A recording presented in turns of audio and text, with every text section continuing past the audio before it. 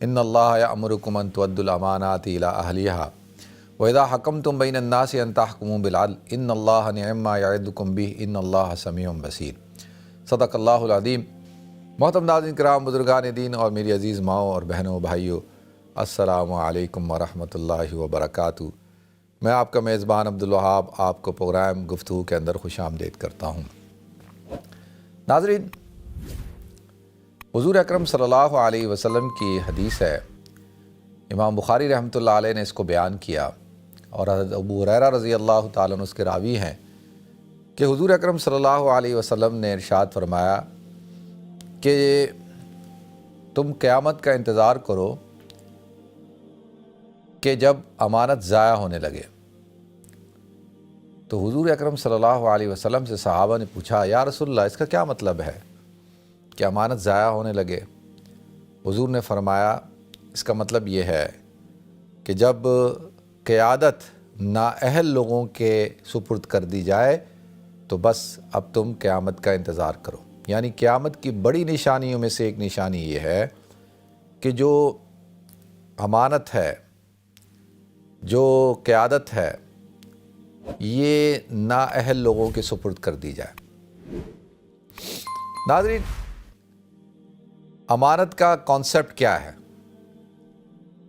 کوئی لمبی چوڑی تقریر نہیں کرنی، چند باتیں آپ حضرات کے ساتھ شیئر کرنا چاہتا ہوں جو میرے دلی جذبات ہیں، جو میں دیکھتا ہوں، سوچتا ہوں، غور و فکر کرتا ہوں، پورے عالم اسلام کے حالات دیکھ رہا ہوں، آپ بھی دیکھ رہے ہیں، میں بھی دیکھ رہا ہوں، ہم روزانہ دیکھتے ہیں کیا ہو رہا ہے دنیا کے اندر، خاص طور پہ عالم اسلام کے اندر، اور خاص طور پر یہ جو ہمارا ارض مقدس ہے جس کو فلسطین کہتے ہیں، وہاں کیا ہو رہا ہے، اور پھر ارض پاکستان جو ماشاءاللہ اسلام کے نام پہ بنا، وہاں کیا ہو رہا ہے۔ تو بالکل بعینی ہی حضور اکرم صلی اللہ علیہ وسلم کی جو پیشن گوئیاں ہیں وہ پوری ہوتی ہوئی نظر آ رہی ہیں۔ اس وقت جو صورتحال ہے وہ یہ کہ آپ دیکھیں کہ ہر محکمے کے اندر اور ہر ادارے کے اندر اس کا جو سربراہ ہے یا جو معاملات کو چلانے والے ادارے ہیں، امور مملکت کو چلانے والے، ان سب کے آپ سربراہوں کی حالت دیکھیں تو آپ کو ترس آتا ہے اور غصہ آتا ہے۔ ترس پتہ کس پہ آتا ہے؟ ان پہ نہیں آتا، ترس تو اس قوم پر، اس امت پر اپنے آپ پہ آتا ہے۔ یہ تو ترس کھانے کے قابل ہے، اور غصہ آتا ہے کہ یہ کیا صورتحال ہے۔ ابھی پچھلے دنوں ہمارے ملک پاکستان کے اندر چیف جسٹس صاحب کی تبدیلی ہوئی، انہوں نے اپنا ٹرن اوور پورا کیا، اور اب ایک دوسرے چیف جسٹس صاحب ہیں، وہ قاضی القضات، جس کو کہتے ہیں نا قاضی القضات، چیف جسٹس، وہ بنائے گئے۔ قاضی فائز عیسیٰ صاحب فارغ ہوئے، یحییٰ فریدی صاحب اب بنا دیے گئے۔ اور جو صورتحال رہی ہے اس پورے عرصے کے اندر، یہ آپ حضرات سوچ رہے ہوں گے کہ میں کس موضوع کی طرف جا رہا ہوں۔ یقین جانیے میرا بالکل ارادہ نہیں تھا، کہ میں سمجھتا ہوں کہ پہلے میں آپ کو ایک تھوڑی سی تمہید، تھوڑا سا آپ کو تھوڑی تمہید بنا دوں، ذرا آپ لوگوں کو سمجھ میں آئے میں کیا چاہتا ہوں۔ دیکھیں ناظرین، اس وقت جو دینی اعتبار سے، میں بات وہیں سے شروع کروں گا جو، کیونکہ میں نے وہ آیت پڑھی ہے، حضور کی حدیث بیان کی ہے، وہ یقینی طور پہ ہم نے بات تو اسی پہ کرنی ہے، لیکن تمہیداً تھوڑا سا آپ سمجھیں کہ میں آپ حضرات کو کیا سمجھانا چاہتا ہوں۔ دیکھیں، تین قسم کی اس وقت دینی جماعتیں ہیں، تین قسم کی، کہ جو کام کر رہی ہیں معاشرے کے اندر۔ ایک خالصتاً وہ دینی جماعتیں جو صرف تبلیغ کا کام کرتی ہیں، دعوت و تبلیغ کا کام کرتی ہیں، اور لوگوں میں جاتی ہیں، ان کو نماز کے لیے، دین کے لیے کھڑا کرتی ہیں، اور معاشرے میں کیا ہو رہا ہے، ان کی سوچ یہ ہے کہ لوگوں کو دین پہ کھڑا کیا جائے، لوگوں کے اندر دینداری آئے گی تو معاشرہ ٹھیک ہو جائے گا، یہ جو اس وقت صورتحال ہے وہ صورتحال بہتر ہو جائے گی۔ وہ یہ سمجھتے ہیں کہ معاشرے کے اندر جو خرابی ہے اس کی بنیادی وجہ یہ ہے کہ لوگوں کے اندر دینداری نہیں ہے، تو دینداری آئے گی تو معاشرہ ٹھیک ہو جائے گا۔ اچھا، میں صرف ابھی یہ بتا رہا ہوں کہ جو ایک سوچ ہے نا، جس بنیاد پر یہ کام شروع کیا گیا ہے، یہ کر رہے ہیں. جیسے آپ دیکھ لیں تبلیغی جماعت ہے. اب تبلیغی جماعت کا کیا کام ہے؟ تبلیغی جماعت کا کام یہ ہے کہ بھائی وہ گشت کرتے ہیں، وہ لوگوں کے پاس جاتے ہیں، اپنا جان مال خرچ کرتے ہیں اور لوگوں کو تبلیغ کرتے ہیں، لوگوں کو نماز کی دعوت دیتے ہیں، دین کی دعوت دیتے ہیں. اب اگر ان سے پوچھو کہ یار یہ باہر ہو کیا رہا ہے، اتنا ظلم کیوں ہو رہا ہے، یہ بے انصافی کیوں ہے، غربت کیوں ہے، افلاس کیوں ہے، یہ کیا ساری صورتحال ہے، وہ کہیں گے نہیں بس یہ صرف سب وجہ کیا ہے، اللہ کے دین سے دوری ہے، تو لہٰذا دین پہ آ جاؤ، پر دین پہ آ جاؤ سب کچھ ٹھیک ہو جائے گا. تو ان کا فوکس اس بات کی طرف ہے. اور یہ جیسے تبلیغی جماعت ہو گئی، دعوت اسلامی ہو گئی، اسی طرح سے جو پیر ہوتے ہیں نا، پیر مشائخ، یہ بھی کہتے ہیں بھائی اپنی اصلاح کرو، بس اللہ سے اپنا تعلق جوڑ لو. ان سے بولیں کہ بھائی یہ لوگ بے روزگار ہیں، نوجوان بیچارے پریشان ہیں، روزگار نہیں ہے، یہ بے انصافی ہو رہی ہے، قتل و غارت گری ہو رہی ہے، لوٹ مار کا بازار گرم ہے، اس کا کیا بنے گا؟ وہ کہتے ہیں نہیں بس اپنا تعلق اللہ کی ذات سے جوڑ لو، سارے معاملات ٹھیک ہو جائیں گے. ان کے پاس یعنی جو سچویشن ہے اس کے لیے کوئی لا عمل نہیں ہے. وہ کہتے ہیں بس ٹھیک ہے جی، اللہ سے اپنا تعلق جوڑو. اب روزگار کا کیا ہوگا کیا نہیں ہوگا، وہ کہتے ہیں بھائی یہ معاملہ ہمارے ذمہ نہیں ہے، ہمارے ذمہ یہ ہے کہ بھائی لوگوں کا تعلق اللہ کے ساتھ جوڑ دو بس. جس کو آپ کہہ لیں کہ یہ جو اصلاحی جماعتیں ہوتی ہیں، یہ ہر مکتب فکر میں پائی جاتی ہیں. دوسرے نمبر پہ وہ جماعتیں ہیں جو دینی جماعتیں، وہ سیاسی طور پر کام کرتی ہیں. وہ کہتے ہیں نہیں یہ سارے مسائل کا ایک ہی حل ہے کہ بھائی اسلام کو مسند پہ بٹھاؤ. جب تک نظام اسلامی نہیں ہوگا اس وقت تک معاملات ٹھیک نہیں ہوں گے. جب تک کہ شریعت کا قانون نہیں ہوگا، اللہ اور اس کے رسول کا قانون نہیں ہوگا، اس وقت تک نظام ٹھیک نہیں ہوگا. اچھا، اب وہ اللہ اور اس کے رسول کا نظام کیسے قائم ہو جائے، کس طریقے سے بھائی مسند کے اوپر بیٹھا جائے، مسند کے اوپر کیسے بٹھائیں؟ تو وہ کہتے ہیں اس کے لیے سیاسی جد و جہد کرنی ہے. سیاسی جد و جہد کرو، اور جب اسلام غالب آ جائے گا اور ہماری جماعت غالب آ جائے گی، سیاسی لوگ یعنی مذہبی لوگ جب اقتدار پہ قابض ہو جائیں گے تو سارے مسئلوں کا حل ہو جائے گا. ان کو اس سے سروکار نہیں ہے کہ بھائی جو ہے معاشرے کے اندر کیا صورتحال ہے. وہ کہتے ہیں یہ ساری مسائل کا ایک ہی حل ہے، بس اسلام کو اقتدار پہ بٹھاؤ. جب تک اب وہ اس میں آپ دیکھ لیں کہ کام کر رہی ہیں، پاکستان کے اندر میں بات کر رہا ہوں، پاکستان کے اندر جماعت اسلامی کام کرتی ہے. جماعت اسلامی کہتی ہے کہ بھئی جب تک حکومت نہیں ہوگی، جب تک اسلام نافذ نہیں ہوگا اس وقت تک کام نہیں بنے گا. اسی طریقے سے ایک اور مولانا فضل الرحمان صاحب کی جماعت ہے جمعیت علماء اسلام، وہ بھی یہی کام کرتی ہے. ٹھیک ہے جی، ان دونوں کا طریقہ کار یہ، دونوں سیاسی طور پر جو کہتے ہیں ہم دین کا کام کر رہے ہیں. اچھا، ہمارا جو مقصد ہی یہی ہے کہ بھئی جلسے کرو، جلوس، اور بس ہر وہ طریقہ اختیار کرو، عطا کرو، بس پھر معاملات ٹھیک ہو جائیں گے. ٹھیک ہے جی. تیسرے نمبر پہ جو جماعتیں ہیں وہ کہتی ہیں، جو جہادی جماعتیں ہیں، اور وہ کہتی نہیں جب تک طاقت کے زور پہ اقتدار حاصل کرو اور جہاد کرو، اور جہاد کرنے سے سارے معاملات ٹھیک ہو جائیں گے. جب تک جہاد نہیں کریں گے اس وقت تک معاملات ٹھیک نہیں ہوں گے. آپ کے سامنے کتنی جماعتیں بنتی ہیں پھر ختم ہوتی ہیں، اور یہ عسکریت پسندی کی جماعتیں، جیسے اب آپ حضرات کے سامنے ہے کہ جو پاکستان کا ایک برادر ملک ہے افغانستان، وہاں پر جو طالبان کی حکومت ہے وہ کس نظریے کے اوپر، جہاد کے نظریے پر چلے اور انہوں نے اقتدار حاصل کر لیا. اب وہ کہتے ہیں بھئی یہ بس اسی طریقے سے ہم اسلامی نظام قائم کر دیں گے. وہ کہتے ہیں کہ حکومت طاقت کے زور پہ اسلام کو نافذ کرے. زبردستی آپ کسی سے داڑھی رکھوائیں، زبردستی کسی سے نماز پڑھوائیں، پردہ کروائیں، یہ سب کچھ آپ نے بس طاقت کے زور پہ کرنا ہے. تو ان کا طریقہ کار یہ ہے. ٹھیک ہے جی، یہ تین تو طریقہ کار ہو گئے.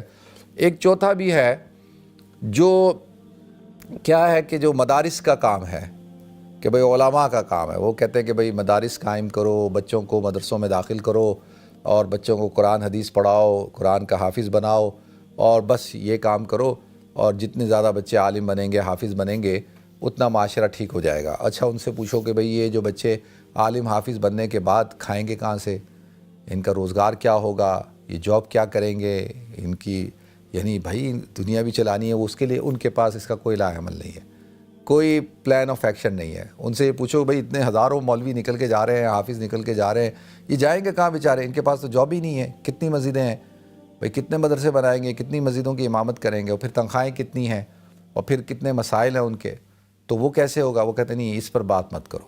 ٹھیک ہے جی، یہ ایک چوتھا وہ ہو گیا۔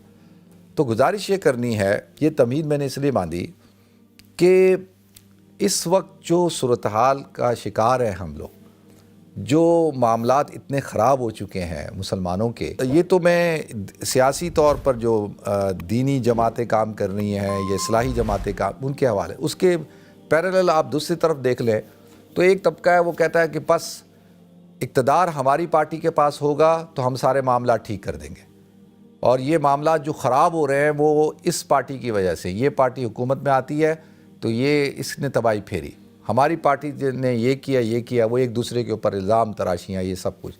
تو وہ ایک طبقہ ہے وہ کہتا ہے بالکل مذہب کا تو بالکل استعمال ہی نہیں ہونا چاہیے، مذہب تو ہونا ہی نہیں چاہیے معاشرے کے اندر، اور بس اس کا لبرل سیکولر طبقہ ہونا چاہیے جو حکومت کرے بس، اور مذہب لوگوں کا انڈیویجول معاملہ ہے، نجی معاملہ ہے، وہ جانیں لوگ جانیں۔ تو گزارش یہ کرنی ہے کہ اب کتنی زیادہ پولرائزیشن ہے، ٹھیک ہے۔ اس کے بعد جو ملک ہوتا ہے، ملک کو چلانے کے لیے ادارے ہوتے ہیں۔ ملک کو سب سے پہلے آپ پوری اسلامک ہسٹری اٹھا کر دیکھیں، حکومت ایک طبقے کے پاس ہوتی تھی، لیکن جو قاضی القضات ہوتا تھا نا، جو چیف جسٹس ہوتا تھا، جو قاضی ہوتا تھا، وہ اس کا تعلق حکومت کے ماتحت نہیں ہوتا تھا، اور وہ بالکل پیرالل اس کی ایک طاقت ہوتی تھی۔ اسی لیے تو امام ابو حنیفہ رحمۃ اللہ علیہ پہ جب کہا گیا کہ بھئی آپ قاضی القضات بن گئے، انہوں نے کہا اچھا تو مجھے تم قاضی القضات بنانا چاہتے ہو، غلط کام تم کرو، ناحق قتل تم کرو، ساری چیزیں تم کرو، اور اس سے انڈوز مجھ سے کرواؤ، فیصلے غلط تم کرو، اور اس پر جو ہے مہر مجھ سے لگواؤ کہ جی یہ شریعت کے مطابق بھی ہو گیا اور قانون کے مطابق بھی ہو گیا۔ تو وہ کہتے تھے نہیں، ہمیشہ جو ہے وہ جو چیف جسٹس ہے یا جو قاضی ہے، جو نظام عدالت ہے، اس کو حکومت کے ماتحت نہیں ہونا چاہیے، ورنہ حکومت کے ماتحت ہوگا تو جو حکومت ظلم کرے گی تو وہ ان کو کون پکڑے گا؟ ان ظالموں کو؟ بھائی ان ظالموں کو کس نے پکڑنا ہے؟ کیونکہ وہ تو پھر جج ان کے ماتحت ہو گیا، ادارہ ان کے ماتحت ہو گیا، تو پھر وہ تو پھر ظالم بن جائیں گے۔ تو اسی وجہ سے آپ دیکھتے ہیں کہ دنیا کے اندر اور اسلام میں بھی ہمیشہ سے کیا ہوا کہ بھائی جو قاضی ہوتا تھا وہ انڈیپینڈنٹ ہوتا تھا، اس کی بڑی طاقت ہوتی تھی۔ اب کیا کیا جا رہا ہے؟ اب جو صورتحال بن رہی ہے نا، وہ کیا ہے؟ بنی ہوئی ہے، جو 70 سال میں بنی ہوئی ہے، اگلے 70 سال تک بھی ایسی رہنی ہے، کیونکہ کسی ادارے کو مضبوط ہونے نہیں دینا۔ دیکھیں آپ عدلیہ ہے وہ انتہائی درجے، اس وقت میں آپ سے گزارش کروں کہ جسٹس منصور علی شاہ صاحب نے خط لکھا، وہ اچھا خط لکھا گیا ہے انگلش کے اندر، میں کتنے لوگ ہیں انہوں نے اس خط کو پڑھا ہوگا، اور انہوں نے جو ہے اس خط کے اندر جو انہوں نے قاضی فائز عیسیٰ صاحب جو گئے ہیں نا، جو ابھی سبکدوش ہوئے ہیں، ان کے بارے میں جو باتیں لکھی ہیں، آپ حضرات اس کو پڑھیں، آپ حیران ہو جائیں گے۔ یہ وہ چیف جسٹس صاحب تھے جنہوں نے ابھی بننا تھا، وہ تو ہمارے ہاں 26ویں ترمیم اور یہ سارے معاملات کر کے کس طریقے سے ان کو روکا گیا، ان کے راستے کو روکا گیا، تو یہ وہ یعنی اس لیول کا آدمی، اور وہ خط دیکھیں تو بہت سارے لوگ کہہ رہے ہیں کہ جی بہت اچھا کیا کہ قاضی فائز صاحب کو اس کا چہرہ دکھایا، کہ اس کو بتایا کہ تم کون تھے۔ اور بہت سے لوگ کہتے ہیں یار یہ چیف جسٹس کا یہ انداز ہوتا ہے بات کرنے کا، جو ابھی تو جج تو ہے ہی نا، بھائی چیف جسٹس نہیں ہے تو جج تو ہیں، جسٹس تو ہیں وہ، تو اب یہ حال ہوتا ہے کہ اس طریقے سے گفتگو کی جاتی ہے، اس طریقے سے لکھا جاتا ہے، دونوں طرف بحث چل رہی ہے۔ تو گزارش یہ کرنی ہے کہ ہم دیکھ رہے ہیں کہ بڑے لوگ، طاقت کا مرکز، اقتدار، اختیار، اور اس طرح سے فوج کے اندر چیزیں چل رہی ہیں، پھر نظام عدل کے اندر جو پورا ہمارا عام آدمی کو انصاف نہیں مل رہا۔ یقین جانیے نور مقدم کیس تھا، وہ جو اس ظالم بندے نے اس عورت کو، لڑکی کو قتل کیا تھا، 1.5 سال سے ہو گئے۔ اس کے باپ نے ابھی میں پڑھا تھا کہ کچھ دن پہلے اس نے پریس کانفرنس کی، اور وہ بھی بڑا آدمی ہے، سفارتکار تھا، اس نے پریس کانفرنس کی کہ 1.5 سال سے اس کو، قاتل کو سزائے موت ہوئی ہوئی ہے، ہر چیز ہوئی ہوئی ہے، یعنی یہ فیصلہ ہوا اس کے بارے میں، لیکن 1.5 سال سے کیس ہی نہیں لگ رہا۔ اب آپ مجھے بتائیں، پتہ ہے کیس کو طویل مدت تک ڈیلے کرنے کا مطلب کیا ہوتا ہے؟ کہ آپ کوشش کر رہے ہیں کہ جو مجرم ہے اس کو بچانے کی کوشش کر رہے ہیں۔ تو لاکھوں جو ہے وہ کیسز التوا کا شکار ہیں، اور عجیب صورتحال ہے۔ پاکستان کا اس وقت 129واں نمبر ہے دنیا کے اندر، یعنی جو ہمارا عدلیہ کا جو ہے اتنا بدتر، صرف میرے خیال میں 145 ملکوں میں سے 129واں نمبر، آپ سے صرف 16 ملک یعنی نیچے ہیں، اور 129 آپ سے بہتر ہیں۔ تو گزارش یہ ہے کہ یہ جو صورتحال ہے اس کو اب کس طریقے سے کیا جائے۔ تو حضرت حذیفہ رضی اللہ تعالیٰ عنہ، جو کہ حضور اکرم صلی اللہ علیہ وسلم کے انتہائی قریبی ساتھی تھے، ان کے بارے میں آتا ہے کہ یہ حضور اکرم صلی اللہ علیہ وسلم کے رازدار تھے۔ حضور نے بتایا ہوا تھا کہ کون کون شخص جو ہے وہ یہ منافق ہے، اور حضرت عمر رضی اللہ تعالیٰ عنہ دیکھا کرتے تھے کہ کسی شخص کا انتقال ہو گیا ہے نا، تو حضرت حذیفہ ان کے جنازے میں شرکت کر رہے نہیں کر رہے، اگر نہیں کر رہے ہوتے تھے حضرت عمر بھی نہیں کرتے تھے۔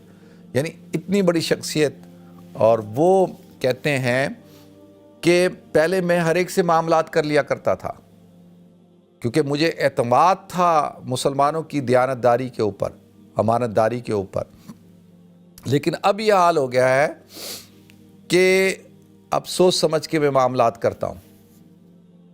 تو یہ حضرت حذیفہ فرما رہے ہیں۔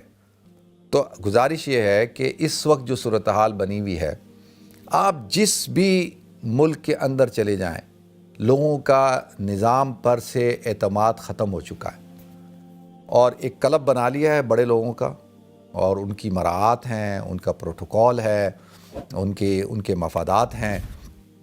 اور جو حضور نے فرمایا ہے نا کہ قیامت کا انتظار کرو، کیوں کہ امانت ختم ہو جائے گی۔ صاحب نے پوچھا امانت ختم ہونے کا مطلب کیا ہے؟ کہا کہ نااہل لوگوں کے پاس جو ہے وہ عہدے چلے جائیں گے۔ اب آپ آج کل دیکھ لیں کہ جو عہدے ہیں، جو مناصب ہیں، وہ کن کے پاس ہیں؟ کیا لوگ اس کا اہل ہیں؟ پھر مال دیکھ لیں کہ مال کن لوگوں کے پاس ہے۔ بہت بڑے بڑے مالدار لوگ ہیں، امیر لوگ ہیں، لیکن ان کی سوچ دیکھیں، ان کی فکر دیکھیں، اور یہ مال بھی نااہل لوگوں کے پاس چلا گیا، عہدے بھی نااہل لوگوں کے پاس چلے گئے۔ اسی طریقے سے جو دینی مناصب ہیں، جو بڑے بڑے عہدوں پہ، دینی عہدوں پہ جو لوگ ذمہ داریاں ادا کر رہے ہیں، وہ آپ دیکھ لیں، ان کی سوچ آپ دیکھ لیں، وہ کس قسم کے لوگ ہیں۔ اسی طریقے سے تو اب یہ جو صورتحال ہے ناظرین، وہ اس لیے ہے کہ قرآن کیا کہتا ہے؟ قرآن کہتا ہے ان اللہ یأمرکم ان تؤدوا الامانات الی اہلھا۔ اللہ تمہیں حکم دیتا ہے کہ تم امانت کیا کرو۔ امانت یہاں پہ کیا مراد ہے؟ یہاں پر ہے ذمہ داری، یہاں پہ ہے عہدہ، یہاں پہ ہے کسی کو صاحب اختیار کرنا، تو وہ اس کے اہل کے پاس ہونے چاہیے۔ اس کا جو اہل ہے، جب آپ انکمپیٹنٹ لوگوں کو جگہوں پہ لگائیں گے تو اس کا نتیجہ یہ نکلے گا جو آج نکل چکا ہے۔ تو ان اللہ یأمرکم ان تؤدوا الامانات الی اہلھا واذا حکمتم بین الناس ان تحکموا بالعدل، کہ واذا حکمتم بین الناس، جب تم لوگوں کے درمیان حکم بنو، فیصلہ کرو، تو عدل کے ساتھ کرو، انصاف کے ساتھ کرو۔ ان اللہ نعم ما یعظکم بہ، کہ اللہ تعالیٰ تمہیں کتنی خوبصورت نصیحت کرتا ہے۔ اللہ نصیحت کر رہا ہے کہ دیکھو نااہل لوگوں کو عہدے مت دو، ان کو اس مقام پر نہ بٹھاؤ جس کے وہ اہل نہیں ہیں۔ آپ اور میں کیا اپنے گھر کا ڈرائیور بھی رکھتے ہیں جس کو گاڑی چلانا نہ آتی ہو؟ کیا اپنے کاروبار میں، اپنی آرگنائزیشن میں ایسے شخص کو جاب دیتے ہیں، ذمہ داری دیتے ہیں کہ جو اس کا اہل نہ ہو، جو اس کے اندر اس کی صلاحیت نہ ہو؟ یعنی ہم ذاتی اعتبار سے تو اس حوالے تک یعنی محتاط ہوتے ہیں کہ ہم ایک ایک چیز کو دیکھتے ہیں جاب دیتے ہوئے۔ کوئی ایک ادارہ، کوئی ایک آرگنائزیشن آپ بتا دیں کہ جو آپ کہیں کہ یار یہ ماشاءاللہ بہترین آرگنائزیشن ہے، یہ ادارہ بالکل صحیح کام کر رہا ہے۔ کیا ہوتا ہے کہ نظام عدل کا جو پورا جو بنیاد ہوتی ہے نا، حضرت حذیفہ کہتے ہیں کہ غیر مسلموں کے ساتھ میں معاملات کیا کرتا تھا تو مجھے اس بات کا خوف نہیں ہوتا تھا کہ میرے ساتھ یہ معاملہ خراب کریں گے، کیونکہ مجھے نظام پر اعتماد ہے۔ جو نظام ہے وہ نظام جو ہے میرے ساتھ انصاف کرے گا. تو کیا آج جو اسلامی ممالک ہیں وہاں پر ہمیں نظام پر اعتماد ہے؟ کیا لوگوں کو انصاف مل رہا ہے؟ لوگوں کی پراپرٹیوں کے اوپر، جائیدادوں کے اوپر، ان چیزوں کے اوپر قبضہ کر لیا جاتا ہے. لوگوں کی جان مال عزت آبرو محفوظ نہیں ہے، لوگوں کا قتل ہو جاتا ہے، قاتل دناتے پھرتا ہے اور جو ہے اس کو کوئی پوچھنے والا نہیں ہے. کہ صرف کیوں کہ آپ جس ملک کے اندر صرف آپ کے پاس پیسہ ہونا چاہیے، اگر آپ کے پاس پیسہ ہے اور وہ بھی تگڑا پیسہ ہونا چاہیے، یا آپ صاحب اثر شخص ہوں کہ آپ کے تعلقات اس لیول کے اوپر ہوں کہ آپ لوگوں کو آپ کی ضرورت پڑتی ہو اور ایک دوسرے کے مفادات کو آپ پروٹیکٹ کرتے ہوں، یا تیسرا یہ ہے کہ آپ کے پاس کوئی ایسا عہدہ ہونا چاہیے کہ آپ نے لوگوں کی ویڈیو بنائی ہوئی ہوں، لوگوں کو بلیک میل کرتے ہوں آپ، اور لوگوں کو جو ہے آپ ایسا طاقتی ادارہ ہے پیچھے کہ جس کا جب دل چاہے جس کو دل چاہے اٹھا کر لے جائے اور کوئی اس کو پوچھنے والا نہ ہو کہ بھائی تم نے اٹھا کے لے گئے لوگوں کے بچوں کو، کتنے عرصے سے لوگوں کو جیلوں میں ڈالا ہوا ہے اور کوئی پوچھنے والا نہیں ہے. تو آپ مجھے بتائیں کہ اس ملک کا نظام کہاں سے چل سکتا ہے؟